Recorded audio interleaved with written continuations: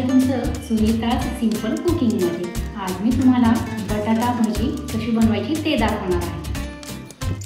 तर त्यासाठी लागणारे साहित्य आहे बटाटे व मसाल्यांमध्ये हळद, लाल तिखट, चवीनुसार मीठ, धने पावडर, जिरे पावडर, ओवा, थोडासा खाण्याचा सोडा व बटाटे आणि बेसन पीठ लागेल आपल्याला। बटाट्याची सालं काढून घेऊया। बटाट्याची सालं काढायची व पातळ अशी माझ्याकडे खिसणी आहे त्याच्याने पातळ असे काप करायचे त्याचे। ते स्वच्छ धुवून घ्यायचे 3-4 वेळा पाण्याने आणि मग भजी करायला घेऊयात आपण। आता आपले बटाटे खिसून सालं काढून झालेली आहे। आता आपण ही अशी खिसणी घ्यायची ती त्याने व्यवस्थित असे याच्यामध्ये खाली पाणी घ्यायचे एका भांड्यामध्ये व हे असे व्यवस्थितपणे त्याच्यामध्ये हे करून घ्यायचे। हे आता आपले बटाटे स्वच्छ धुवून झालेले आहेत। एका भांड्यामध्ये आपण बेसन पीठ घेऊया। आपल्याला जेवढी भजी करायची आहे त्यानुसार आपण घ्यायची आहेत बेसन पीठ। मी 2 चमचे मोठे भरून आणि अर्धा चमचा घेतलेला आहे। आता त्यामध्ये आपण चवीनुसार मीठ घालूयात, हळद, लाल तिखट आपल्या चवीनुसार आवडीनुसार घाला, कमी अधिक तुम्ही तुमच्या चवीनुसार करू शकता। धने पावडर घालूयात 2 चमचे, एक छोटा चमचा जिरे पावडर,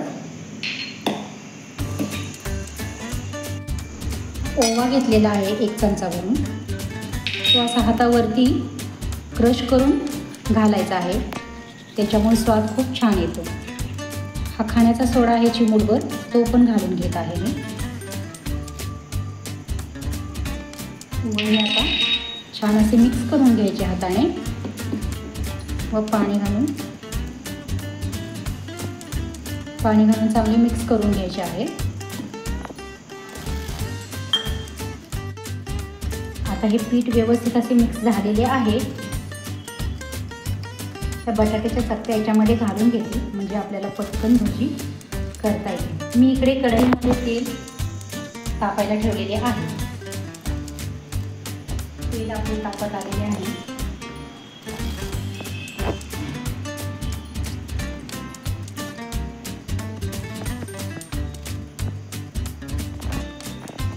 पीठ फार पातळ करायचं नाही, थोडंसं दाटसर ठेवायचं म्हणजे कोटिंग छान होतं बटाट्यांना। हे असे गरम तेलामध्ये सोडायचं।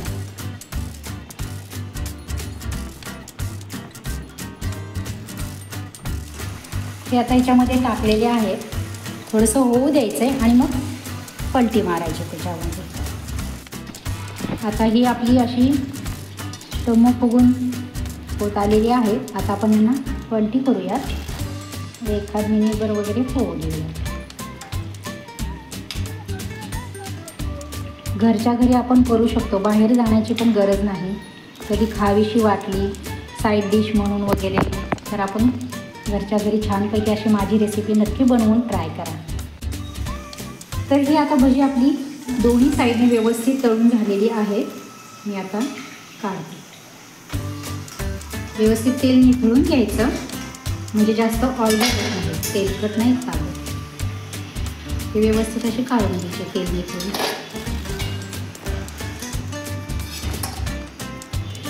तर मैत्रिणींनो, ही गरमागरम बटाटा टम्म फुगलेली भजी तयार झालेली आहे। गरमागरम बटाटा भजी ती तुम्ही सॉस सोबत वगैरे खाऊ शकता। तुम्हाला जर माझ्या रेसिपीज आवडत असतील तर मैत्रिणींनो, माझ्या चॅनलला नक्की लाईक करा, शेअर करा। तुमच्या काही कमेंट्स असतील तर त्या देखील मला सांगा आणि माझ्या चॅनलला सबस्क्राईब करायला विसरू नका व शेजारील बेल आयकॉनही प्रेस करा। धन्यवाद।